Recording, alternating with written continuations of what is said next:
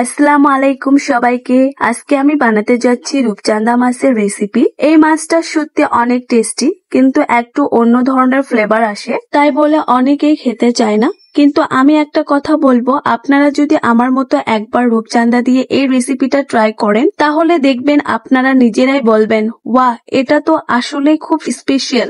একবার খাবার পর আপনারা নিজেরাই ডিসাইড করবেন যে রান্নাটা এবার খাবেন কিনা। আর আমার কাছে তো এই ডিশটা খুব ফেভারিট, তাই আজকে শেয়ার করছি আপনাদের সাথে। চলো এবার রান্নাটা স্টার্ট করি। প্রথমে আমি কড়াইতে সরিষার তেল ঢেলে দিলাম, তারপর পেঁয়াজ কুচি আর কাঁচা লঙ্কা দিয়ে হালকা ফ্রাই করে অ্যাড করব ধনিয়া গুঁড়ো, হলুদ গুঁড়ো, লাল মরিচের গুঁড়ো, জিরা গুঁড়ো, লবণ আর আদা রসুন বাটা। এইসব স্পাইস দিয়ে ভালো করে লাড়িয়ে দিয়ে দেব কেটে ধুয়ে রাখা মাছগুলো। তারপর ভালো করে নাড়াচাড়া করে 5 মিনিটের জন্য কভার করব।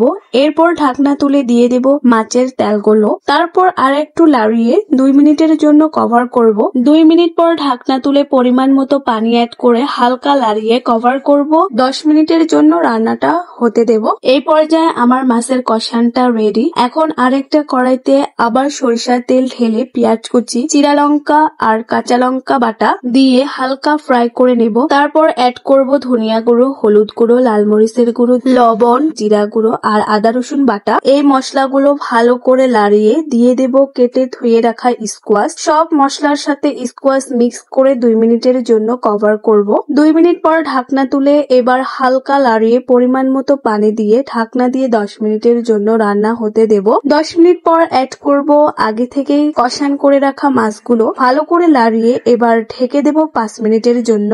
লাস্টে ঢাকনা তুলে দেখলাম, ওয়াহ, কষান করা মাছের স্কোয়াশ সবজি মিলে একদম পারফেক্ট ভাবে রান্না হয়ে গেছে। সুন্দর একটা রং ধরেছে, মশলার গন্ধ বের হয়ে পুরো বাড়িতে একদম রেস্টুরেন্টের মতো ফিল দিচ্ছে। এখন যদি গরম গরম ভাত নিয়ে বসুন আর তার সাথে এই ডিশটা খেতে বসুন, অসাধারণ মজা। টেস্টটা একদম অন্যরকম। এক পাশে কষান মাছের ফ্লেভার, মশলা, আরেক পাশে স্কোয়াশের ফ্রেশ সুইটনেস, দুইতে মিলে বানালো একদম ইউনিক কম্বাইনেশন। খুব টেস্টি, খুব মজাদার আর সাথে সাথে হেলদিও, কারণ স্কোয়াশে অনেক ভিটামিন আছে যা বডির জন্য খুব ভালো। এই রেসিপি যখন ট্রাই করবেন আপনি নিজেরাই বলবেন, ওয়াহ, এটা তো একদম নতুন ফ্লেভার, একদম অন্যরকম মজা। আমার মনে হয় আপনারা একবার ট্রাই করলে বারবার বানাতে ইচ্ছে করবে। তাই আমি আপনাদের রিকোয়েস্ট করব, এই রেসিপি একবার অবশ্যই খুব ভালো করে ট্রাই করে দেখেন। ট্রাই করার পর কেমন লাগলো সেটা আমাকে কমেন্টে জানাতে ভুলবেন না। ভিডিওটা ভালো লাগলে লাইক, শেয়ার আর সাবস্ক্রাইব করতে তো ভুলবেন না।